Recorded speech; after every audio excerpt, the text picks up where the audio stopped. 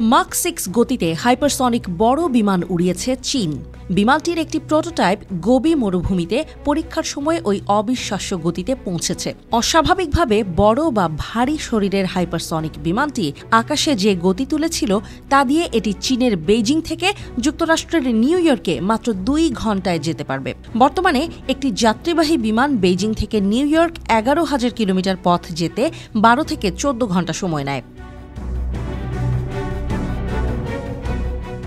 অবাক করা তথ্য হল, পরীক্ষাটি মূলত 2021 সালে চাইনিজ একাডেমি অফ সায়েন্সের অধীনে মেকানিক্স ইনস্টিটিউটের প্রকল্পের নেতা এবং গবেষক কুই কাই পরিচালনা করেছিলেন। তবে প্রযুক্তিগত সংবেদনশীলতার কারণে পরীক্ষার ফলাফল 3 বছর গোপন রাখা হয়েছিল।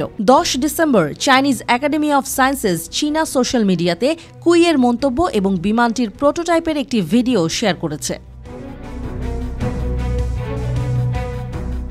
প্রতিবেদন অনুসারে বিমানের একটি স্কেল ডাউন প্রোটোটাইপ মাক 6.56 উচ্চ গতি অর্জন করেছে, অর্থাৎ বিমানটি শব্দের গতির 6 গুণেরও বেশি গতিতে ছুটতে পারে।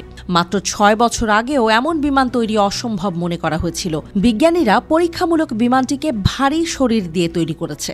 হাইপারসনিক বিমান সাধারণত সরু শরীর হিসেবে তৈরি করা হয়, কিন্তু চীনা বিমানটির পেছনে একটি মোটা ও গোলাকার ফিউজেলেজ এবং কেপ আকৃতির ডানা রয়েছে।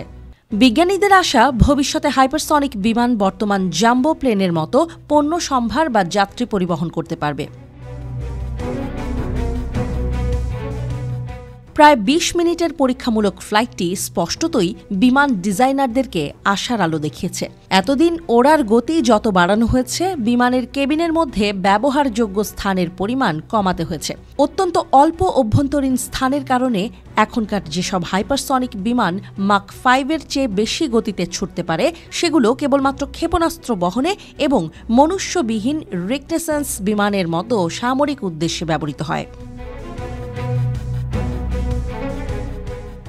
একটি বিশাল এয়ারফ্রেম যখন উচ্চ গতিতে ছোটে, তখন তার সামনে বেশ নিম্নগামী চাপ অনুভব করে, যা বিমানটির ওপরে ওঠার আরোহণের ক্ষমতা কমিয়ে দেয়। এই নিম্নমুখী চাপকে ঊর্ধ্বমুখী উত্তোলনে রূপান্তর করতে এয়ারফ্রেমের ওপরে একটি প্রশস্ত উইং সারফেস যুক্ত করে সমস্যাটির সমাধান করা হয়েছে। বিজ্ঞানীরা অসংখ্য বায়ু টানেল পরীক্ষা চালিয়েছে এবং নকশাটিকে আরও উন্নত করেছে। বিজ্ঞানী কুইয়ের মতে প্রতিটি পরীক্ষার খরচ ছিল কয়েক হাজার ইউয়ান। 2021 সালের পরীক্ষামূলক ফ্লাইটটি সফল হয়েছিল কারণ বিভিন্ন মডেলের কার্যকারিতা নিশ্চিত করতে পরীক্ষাগুলো একাধিকবার করা হয়েছিল। বিমানটির পূর্ণ স্কেল নির্মাণ কতদূর বা এর প্রথম ফ্লাইটের সম্ভাব্য তারিখ প্রকাশ করা হয়নি।